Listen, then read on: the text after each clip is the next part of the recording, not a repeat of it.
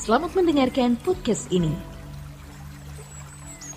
Shalom saudaraku, kebenaran hari ini berjudul Pengertian Hidup Kekal. Yesus berkata, carilah dahulu kerajaan Allah dan kebenarannya, maka semua akan ditambahkan kepadamu. Dalam pengertian sempit ayat ini berarti kerajaan Allah harus diprioritaskan. Jangan sampai ada perkara-perkara dunia atau unsur lain yang diprioritaskan, sehingga terlanjur mengisi ruangan hati dan membentuk selera jiwa, yang sebagai akibatnya seseorang tidak dapat merasakan sakitnya kekosongan jiwa tanpa persekutuan dengan Allah secara benar. Ini adalah keadaan sesat yang di dalam kehidupan seseorang, termasuk orang Kristen, bisa terjadi. Pada umumnya kekosongan jiwa manusia disebabkan oleh belum atau tidak memiliki rumah pribadi. Ya, biasanya orang jiwanya kosong karena belum punya rumah pribadi, belum memiliki jodoh, belum memiliki keturunan, merasa tidak terhormat, merasa terhina di mata manusia, dan lain sebagainya. Inilah kesesatan pikiran orang pada umumnya. Orang-orang yang berkeadaan seperti ini merasa hidupnya tidak berkualitas tinggi karena ukuran kualitas hidup diukur dari fasilitas dunia. Ada seorang datang kepada Tuhan Yesus dan berkata, apa yang harus kulakukan supaya aku beroleh hidup yang kekal? Kata hidup kekal di sini sebenarnya bukan hanya menunjuk kehidupan terus-menerus nanti di surga. Sebab bicara kekekalan, bukan hanya di surga, tetapi terpisah dari Allah pun juga kekal. Terpisah dari Allah, tidak ada kesempatan lagi melakukan rekonsiliasi atau dipulihkan. Wah, itu juga mengerikan. Itu kekal tapi tidak berkualitas. Hidup kekal menunjuk juga kehidupan hari ini, yaitu kehidupan yang berkualitas, kehidupan yang bermutu. Sedangkan yang dimaksud dengan binasa artinya tidak bernilai sama sekali. Ini kebalikan dari binasa, kalau kata hidup kekal itu kebalikannya binasa. Jadi kebalikan dari binasa adalah kekal. Tapi kekal sebenarnya bukan hanya menunjuk waktu. Sebab bicara kekekalan, orang yang terpisah dari Allah pun kekal.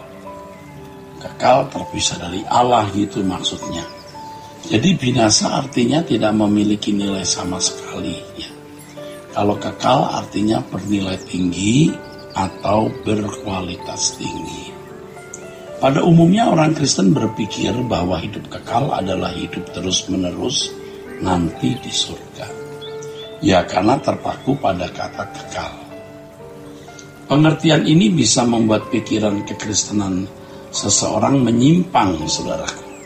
Sebab kalau seseorang memahami hidup kekal baru nanti di surga, maka tidak ada usaha untuk mengerjakan keselamatan sejak hidup di bumi. Tidak ada usaha untuk mengerjakan keselamatan sejak hidup di bumi hari ini. Jika hidup kekal baru didapat nanti, yaitu di balik kubur, maka orang-orang Kristen tidak sungguh-sungguh merasa membutuhkan Tuhan sejak sekarang ini, karena merasa hidup kekal baru didapat nanti setelah mati. Jadi mereka membutuhkan Tuhan nanti saja kalau sudah mati di surga, karena mereka juga tidak ingin masuk neraka. Kalau hidup seseorang tidak berkualitas sejak di bumi, maka tentu hidupnya juga tidak akan berkualitas di kekekalan. Sebaliknya, kalau hidup seseorang sejak di bumi berkualitas, maka di surga dan selamanya juga berkualitas. Dalam hal ini, apakah seseorang akan masuk surga atau masuk neraka gejala-gejala atau ciri-cirinya sudah tampak jelas. Tampak jelas sejak di bumi. Kalau orang kaya dalam Matius pasal 19 bertanya, apa yang harus kuperbuat supaya beroleh hidup yang kekal?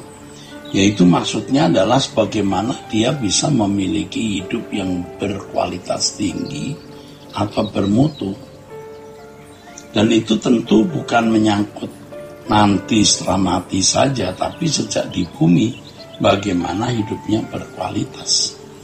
Dan Tuhan Yesus mengajarkan agar dia melakukan hukum Taurat seperti menghormati orang tua, tidak membunuh, tidak berzina, tidak mencuri, tidak mengucapkan saksi dusta, dan lain sebagainya.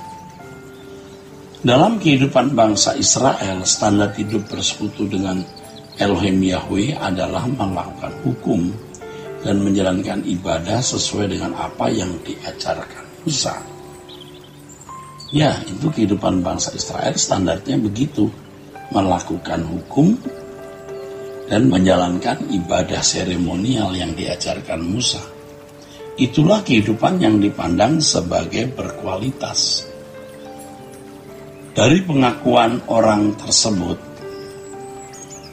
yang bertanya apa yang harus dilakukan supaya beroleh hidup yang kekal, orang ini sudah memiliki hidup yang berkualitas menurut ukuran orang beragama atau menurut ukuran orang-orang Yahudi. Sebab dia sudah melakukan hukum itu ya sejak masa mudanya. Dan Yesus tidak menentang, tidak menolak.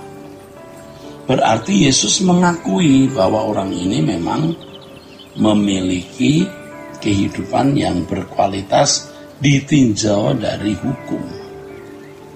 Tetapi kemudian orang ini berkata atau bertanya, apalagi yang masih kurang? Apalagi yang masih kurang, Tuhan? Secara hukum, secara agamani ditinjau dari perspektif Yahudi. Orang ini sudah berkualitas, tetapi ternyata dia merasa ada sesuatu yang masih kurang.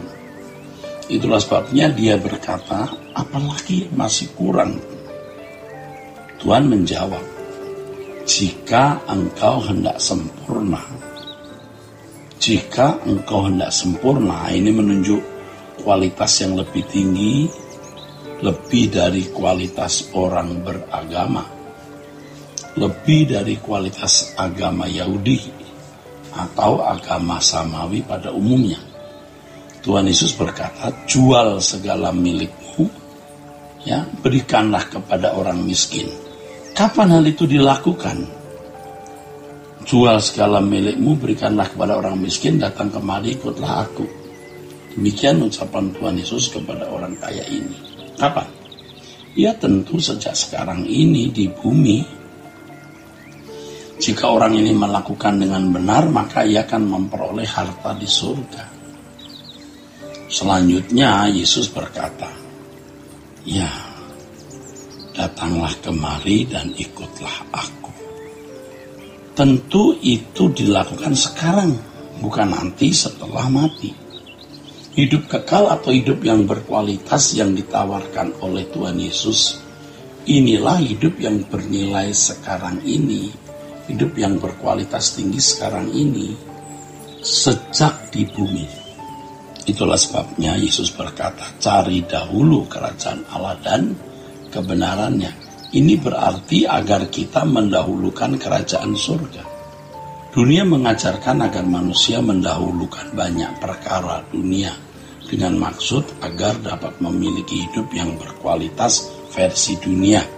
Yesus menghendaki agar orang percaya tidak menunda dalam mengusahakan untuk memiliki hidup yang berkualitas, sebab penundaan itu yang menyebabkan kebinasaan.